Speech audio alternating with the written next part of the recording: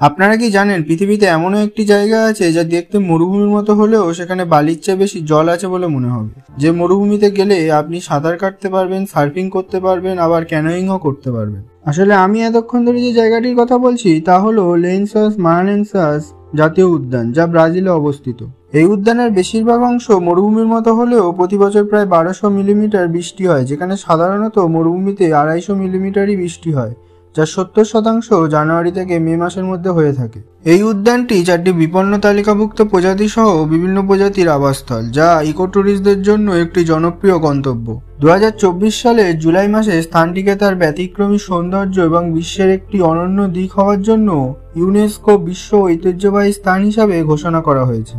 এই উদ্যানে প্রতি বছর প্রায় 60,000 পর্যটক আসে, যারা সার্ফিং, ক্যানোয়িং, ঘোড়ায় চড়া ইত্যাদি ক্রিয়াকলাপ করে থাকে। এই পার্কটি অ্যাভেঞ্জার্স এন্ড গেম এবং অ্যাভেঞ্জার্স ইনফিনিটি ওয়ারে ভর্মিরের গ্রহরূপে ব্যবহার করা হয়েছিল। তবে এত কিছু জানার পরে যদি আপনারও এই মরুভূমিটা একবার ঘোরার ইচ্ছা হয়ে থাকে, তাহলে অবশ্যই ভিডিওটিকে একটি লাইক করবেন। ধন্যবাদ।